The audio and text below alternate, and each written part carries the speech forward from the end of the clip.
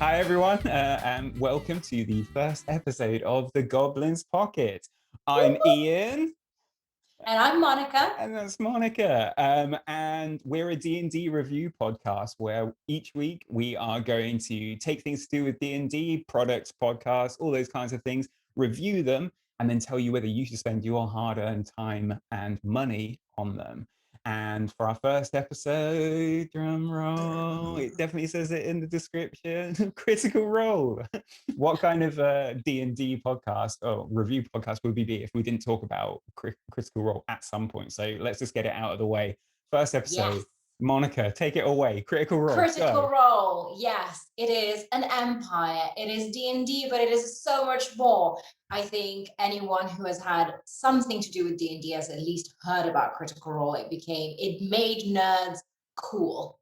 I think we can say that. I think nerds are cool now. It's a big shout. Yeah, I know. It definitely paved the way, didn't it? So it paved the way for us nerds to be, the cool people for once. Critical Role started in 2015.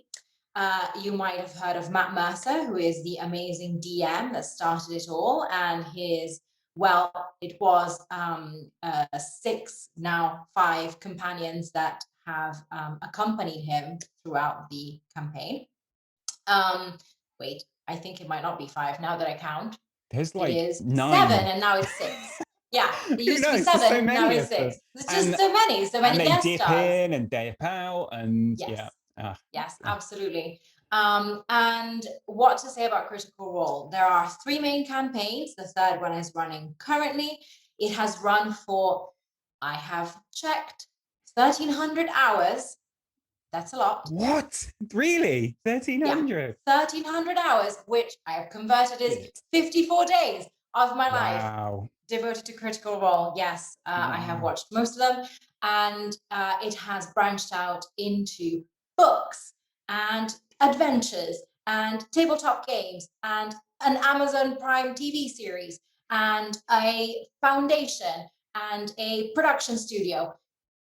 It never ends. And if you listen to this podcast, 9 out of 10, you know a lot of this stuff already. But Monica, this means a lot to you, doesn't it? Critical Role is a big deal for you. So it does. It is a big deal. It is a big deal because I started watching Critical Role, actually listening to Critical Role as a podcast, more or less around halfway through their first campaign. I started from the very beginning.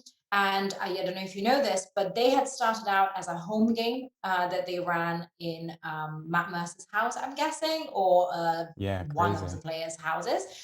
They were playing Pathfinder. So these are all voice actors who just got together, I think, for one of the players, Liam O'Brien's birthdays, and they decided to kind of have this one-off game that turned into this giant phenomenon.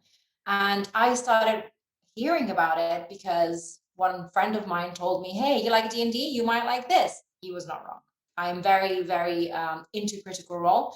However, I will say you can still find some of the original vines of the original home games on YouTube. So if you want to see the origin story of Critical Role, we're going to have to stick a link to that. We're going to have to put some of those links in the description because it's worth it. Okay, I've not seen those, so I'm looking forward to that. Yes. Yeah, so you said that you were into D&D before you got into Critical Role. So Critical Role's always been 5th edition, from what I understand. Was that your first insight to 5th edition, watching it? Yes. So ironically, I started playing ages ago when I was so young and silly and stupid with 3rd edition, and Pathfinder took a bit of a different path strategy. It kind of veered off the path a little bit, and I found it a bit difficult when I tried playing it once. And then 5th edition brought me back to my origins. It was kind of more similar, more relatable to the 3rd edition content that I was so used to. And someone mentioned Critical Role as a way also for me to get to know the 5th edition, the 5th edition rules and settings and dynamics and strategies and action economy, etc., etc. I didn't plan on investing 1,300 hours of my time into Critical Role. I can say that now. But it got me hooked. Yeah. I traveled to Palestine with it. I traveled to France with it. It was a constant companion because each episode is around 3 to 5 hours. So you know that you're going to spend a good amount of time each week with Yeah. these guys. Oh, for sure. Like, yeah, I think you've touched on some points there, definitely. Especially the length of episodes and the length of hours it's been running for, and that whole idea of it, like getting people into D&D. I personally that was my first experience of D&D. I'd Mm. seen like pop culture references to it in shows like Community and I Stranger think Things. maybe Stranger Things. I don't think I'd seen Yeah. Stranger Things at that point, but Oh, I was interested in like the idea of getting into it. I always thought, oh, what is it about? And the first experience I had was watching Critical Role. were And you overwhelmed by the lengths, um, of the episodes and yes, and also just like very interested. I think I actually got halfway through the first episode and decided to watch. The rules freaked me out a bit. So what I did is that I went away, I went back to YouTube and I started watching tutorials on how to play it and kind of deviated away from Critical Role for a while, months, years, even at that point. Like I didn't really get much of my exposure to Critical mm, Role until they kicked off with their second season. yeah. Um, yeah, I it's can see why. I can see why. I think now that you're mentioning it, I don't know that I would have been so probably enthralled from the very mm, beginning if I hadn't already had at least a basic understanding of the system of D&D. What are what do you roll for? What is an attack mm, roll? What is a damage roll? What is your AC? Like, the basic system of D&D was already something that I was comfortable with. And the only things that were probably a bit more confusing were the nitty-gritty rules or, conditions, etc., etc. But mm, because the players were actually shifting from fourth edition to fifth edition at the beginning of the stream, I felt like we were all in the same boat, at least at the right. beginning. Like we all had an understanding of what playing D&D was like, and they were getting to know the rules as much as I was as a listener. While probably for you as a complete beginner, it Mm. just all sounded a bit much. Yeah, it was a lot. It was fun. Like I could see the fun they were having. I could see that it was something that I was interested in. And I think that's I'm really glad I did watch it. Um, and I think I'm not alone in that like a Critical Role is a lot of people's first kind of foray into D&D, Mm, and that kind of gets us onto a real hot topic with Critical Role, the Matt Mercer effect. indeed. Yeah, Yes. so I'll give a brief rundown because again, I imagine everyone listening to this has some idea of what we're talking about. It's Critical Role, it's big business, but effectively the Matt Mercer effect, if you don't know, is this idea that you watch or listen to this critically acclaimed, high value production piece of art, basically in the form of a D&D game, and it is hosted by the dungeon master, the very apt, like his aptitude is incredible, Matt Mercer. And you watch this, and a lot of people will get this idea of what a D&D game should be based on Critical Role and the way that Matt Mercer runs his game. So if you're a player, you expect your DM to be like Matt Mercer, and if you're a DM, the rate, the kind of standard you're trying to hit is Matt Mercer, and this can create tension. I mean, I'm sure for some people it has created kind of a standard or a goal for quality, Mm, and I imagine some people have hit it. I mean, there are lots of yeah. other high value Absolutely. there's lots of other Yes. podcasts and shows out there that are really And high. home games. Some home Yeah, games are wild, yeah, you know? definitely. So there's nothing wrong with it in that respect, but the idea that people would then go away having only like picked up like any experience they've had of D&D is through Critical Role. They go away, they try it for real, and it doesn't live up to their Yeah, expectations because absolutely. they're their dungeon master isn't a full-time dungeon master, or their players aren't all Voice voice actors. actors. Yeah. Yeah. So what are your opinions of the Matt Mercer effect? I will say it's definitely a thing Okay. because, especially as someone who got back into D&D listening to Critical Role, then you play and then you realize, oh, Well, it's not so much, at least it wasn't for me, about the production value, but it's about the, oh, I wish I could cry on cue like these guys do, or, Mm, just role play effortlessly as my character for hours on end, never breaking character, and, shooting off jokes like it's like I'm just living in my character's skin. And it's not that easy, not even as a player, let alone as a DM. So I think that the Matt Mercer effect and the critical role effect as a broader thing is definitely there. Um, Unfortunately, it's felt by other people, and Matt Mercer has spoken about it. He is, heartbroken about the mm, fact that there is an effect with his name on it that prevents people from playing D&D, because all he wants is to get other people playing D&D, not the opposite. Um, and he's very honest about it. He says, that's not what Critical Role is about. We are lucky because we have all of this budget and all of this mm, incredible production value in studio. And Marisha Ray, who is his wife, is an incredible chief production officer. I think that's her creative director, I would say, um, that kind of runs the studio as well. So they have such an incredible team to be able to pull this off. However, that's not what D&D is about. And I would argue that that's not the point of D&D. The point of D&D is not the incredible map. And I would suggest to anyone who feels this way and feels this kind of intimidating presence in their D&D game, with Matt Mercer kind of, like over their shoulder, watch the first episodes of the stream. The very first episodes, when they're just a bunch of nerds sitting around tables with a weird camera settings, and their maps are the same maps that we use. They are just squiggles on paper with, like some, mountains drawn and some, trees kind of drawn onto the paper. That's the original D&D game that they kind of signed up for. And that's why they fell in love with the game in the first place. They don't need real maps. They don't need terrain. mm. At the end of the day, that's what got them into the game. Yeah, I think that's a really good point. I think comparison is, it's a big problem, and remembering not to compare. I mean, I think Critical Role last year, that there was like a Twitch leak, and it came out that they made something like 900 and like $9,600,000 or something in Yeah. that one year through Yeah. like Twitch advertising and donations and that sort of thing, and that is an insane amount of money. Yeah. And where that money goes into the production value. Yeah. So I always use this kind of like analogy. It's like if you were watching like a Steven Spielberg film like Jurassic Park, and you're like, oh my God, this is incredible.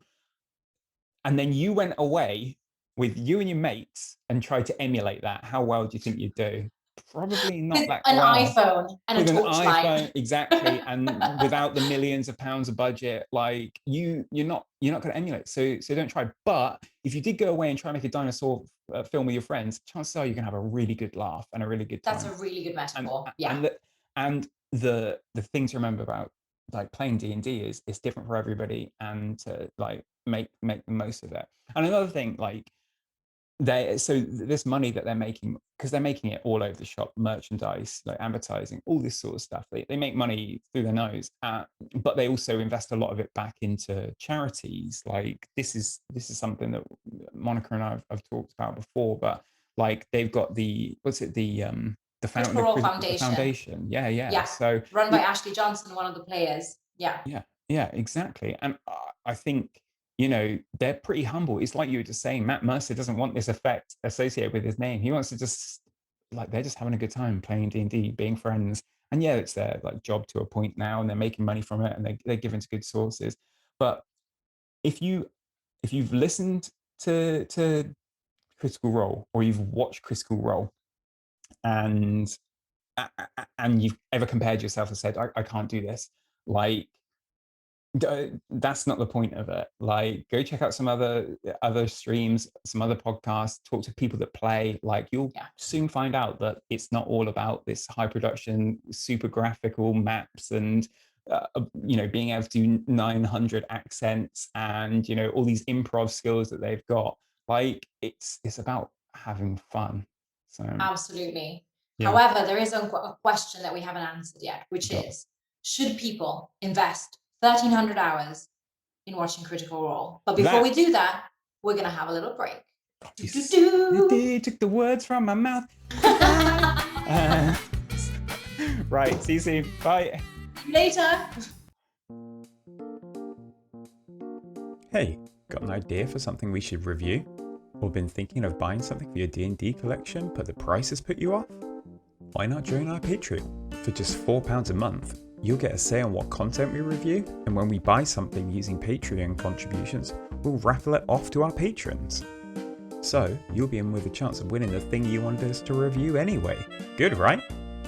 So, go find us on Patreon at the Goblins Pockets. And of course, all new supporters get a shout out on the latest episode. Because we love you.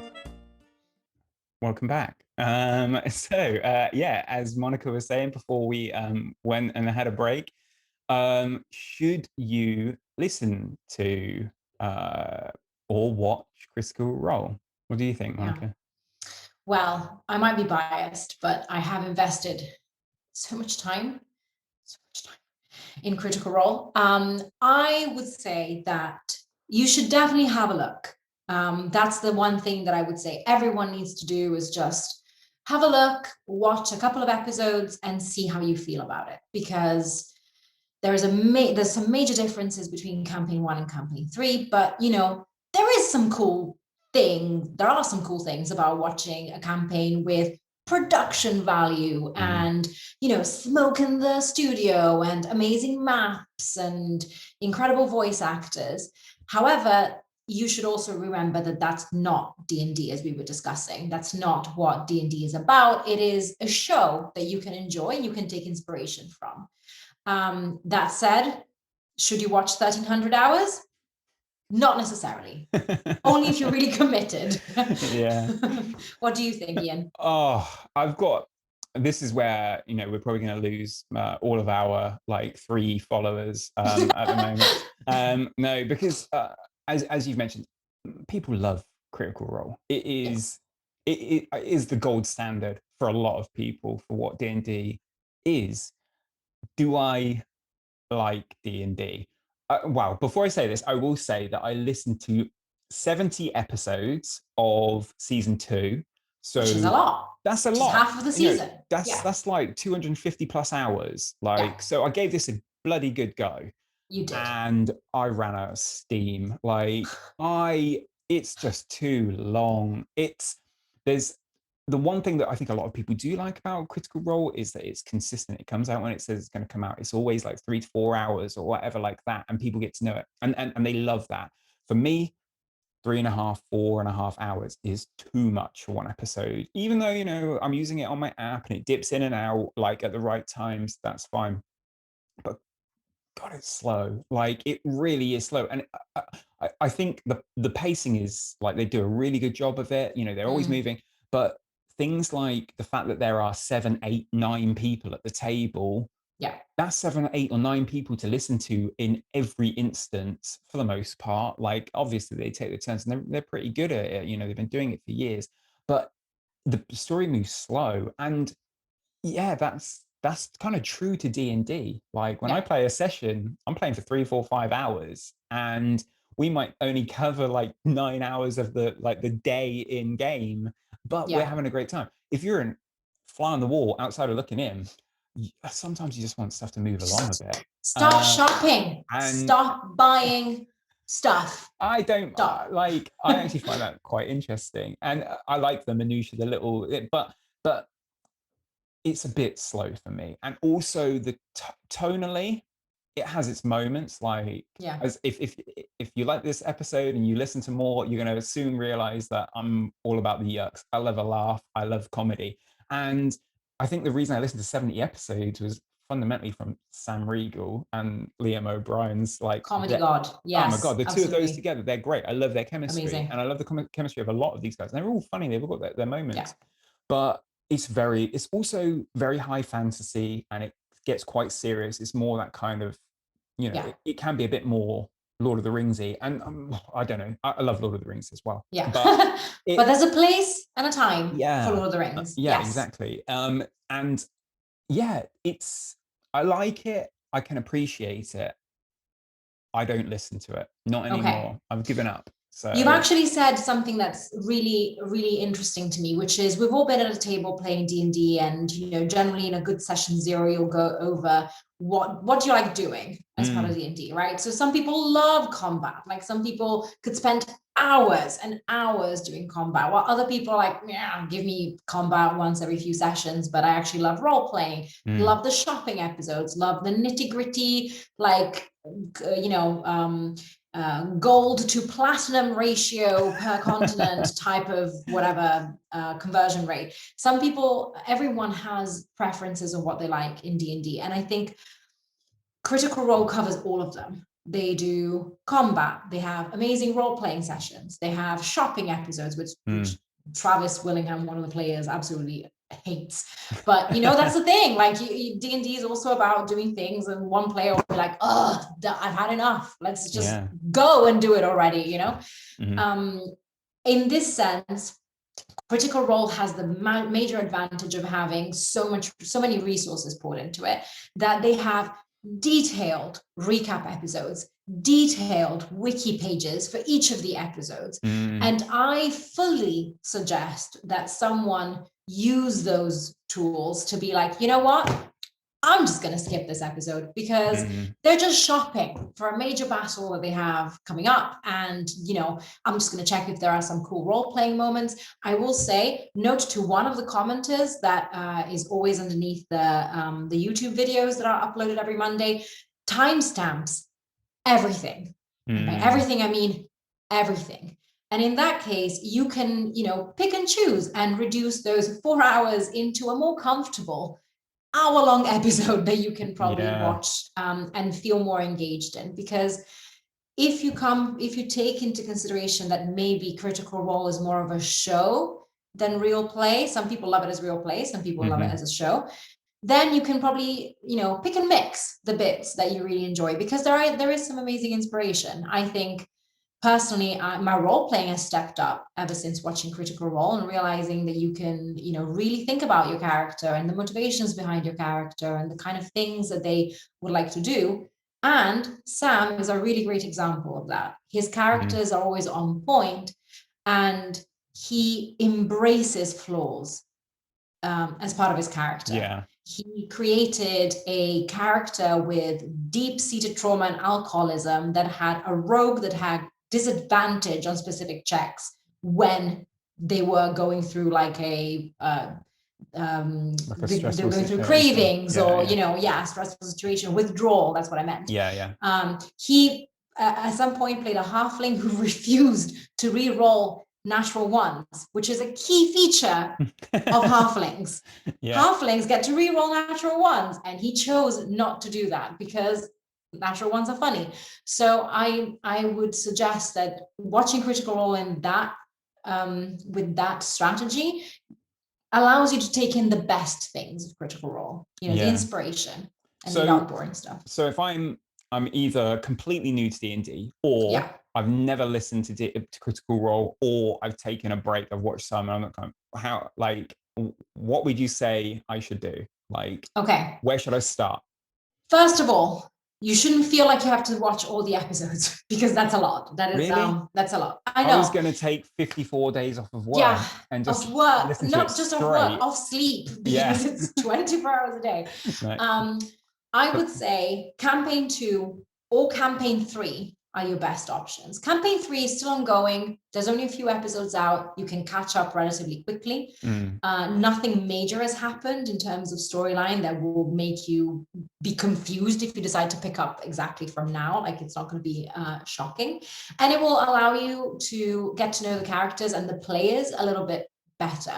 Campaign 1 is, Campaign 1 is the campaign that I joined on. It has a special place in my heart. However, the characters were a lot more, how would you say it, stereotypical, bit of a stereotypical rogue, stereotypical cleric, those kinds of characters that we've all played and seen.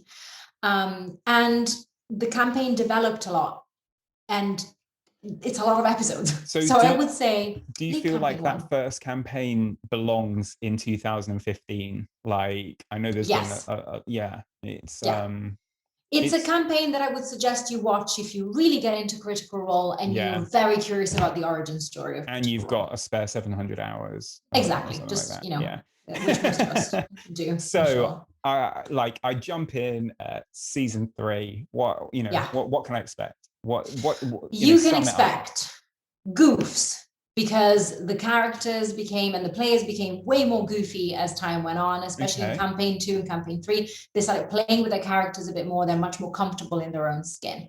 You can expect a setting which is relatively new to most of them, because the good thing about Matt Mercer is that he sets each campaign in a different part of his world, meaning they're getting to know the lore and the story kind of as much as you are, to an extent.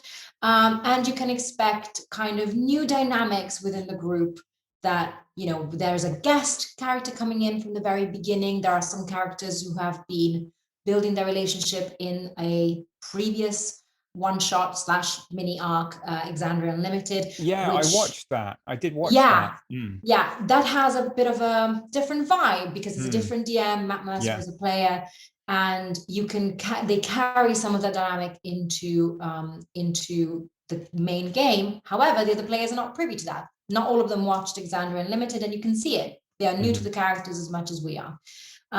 So I would say that's what campaign 3 will do for you. However, campaign 2 is also wonderful. It's shorter than campaign 1, and it shows the players exploring fun, weird characters for the first time. So I would suggest, if you have some free time, campaign 2 may also be a good thing as a standalone that you can watch. Question for you, Ian. I have one question for you, which is, Critical Role has produced a lot of content for DMs. Do you suggest other DMs take inspiration from it? Or do you suggest Critical Role is more of a thing that you watch and not a thing that you do? Okay. So yeah, as we mentioned earlier, Critical Role was my first kind of taste of this. I actually played one game and then DM'd from game 2 for a year and a half, like before I ever played again. So Matt Mercer. Oh, this is Matt Mercer. I wouldn't say he was like my inspiration or anything like that, but watching him play and seeing how competent he was, I'm not surprised that like Wizard of the Coast got him on board, and that, you know, they've written like 3 books now, I think, for D&D. And should you get involved with those as a DM? Sure, why not? Like, if I don't personally, I've not got a massive experience of running modules, and I know what's it, the Explorer's Guide to Wildemount. Yeah, that's basically it's a source book for, you know, if you want to run a campaign based in Matt Mercer's world. And I can't give I can't give a good review of that because I've not read it. Maybe I will in future episodes if somebody would like me to buy me the Explorers of Wildemount. But yeah, it's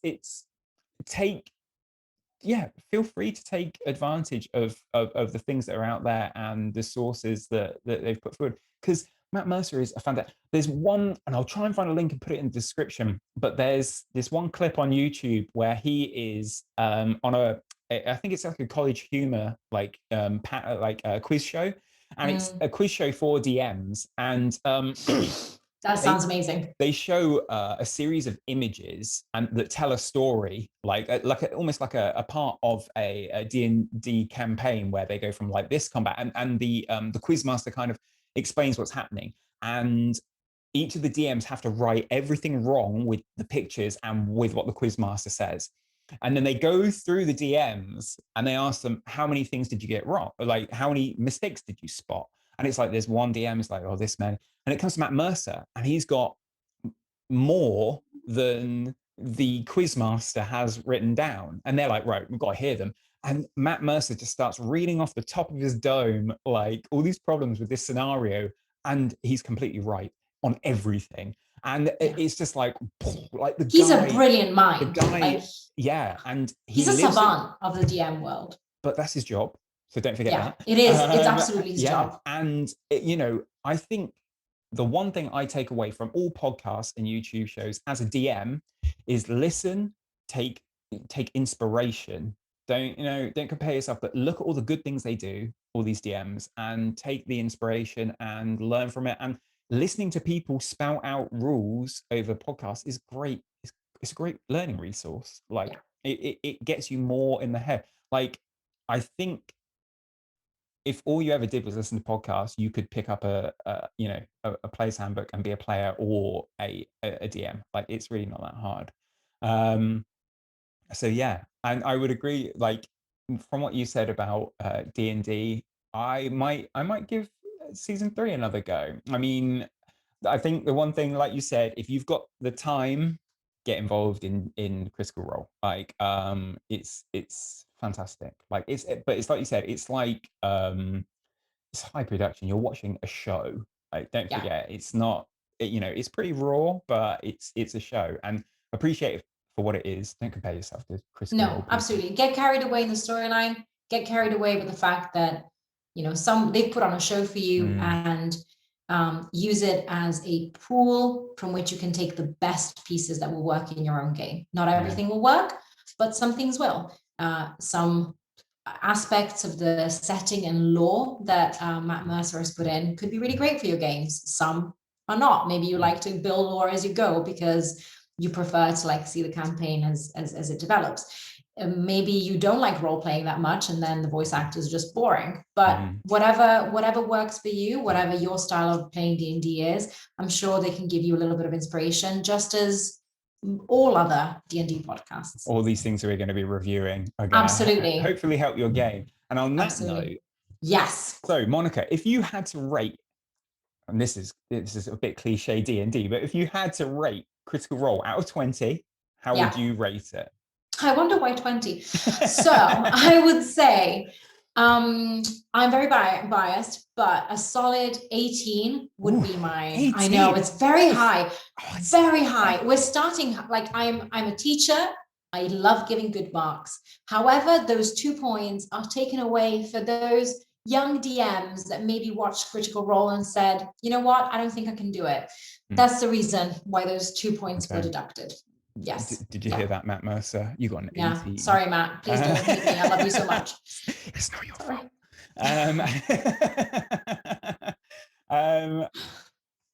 Me, I would 12. 12 is decent. 12 is decent. If we're talking about a DC, you passed. It's a good. You rolled okay. Hey, you saved a death saving throw. I'm gonna get some. I welcome the backlash. I want to hear why you think 12 is like an abysmal. Like, no way can you give Critical Role a 12. But for me, it is long. Those are the top 3 things. It's so it can be quite daunting. If I were going to recommend a first time podcast or show to somebody, I would not recommend Critical Role to somebody. So that's another point off of it for me. The Matt Mercer effect gets another point off for me because it can have a negative effect on your game. And maybe a 13, 12, maybe a 13. No, stick with your idea. I'm 12. setting my tone. It's not, I don't listen to it because it's not worth my time. Come at me, bro. I guess we know who good cop, bad cop is in this situation, guys. Episode 1, Ian's off the show. That's it. Boot off. Yeah, and I guess on that note, thank you very much, Monica, for thank you, Ian, for the chat. And that's the end of episode 1. Yeah, let us know what you think. Were we right? Did we miss something? Did we forget to mention something absolutely obvious? Let us know. You can let us know at the Goblins Pockets at gmail.com. Did I get it right yet? Yeah, I get it right. That's it. Yay! And the Goblins, I know, well done me. Or on Instagram at the Goblins Pockets. Yeah. And we hope to hear from you. Yeah, it'd be great to hear from you what you think about, and also what other things you'd like us to review. We've got a lot of episodes planned, and we're going to be rolling out hopefully 1 a week. But yeah, we'd love to hear what you want us to review. yeah, we'll see you next time, I guess. Before we do, Oh. we need to give a shout out. Oh, we do shout outs too, because you may have heard in the break that we've got Patreon, and we have currently got one patron, and that's my boy. That's my boy Ben. So big shout out to Thank you, Ben. Ben. And yeah, if you want to get involved with that, look us up on Patreon, the Goblins Pockets. We're not hard to find. So yeah, we'll see you next time. Or See you next time, guys. yeah, take care. Bye.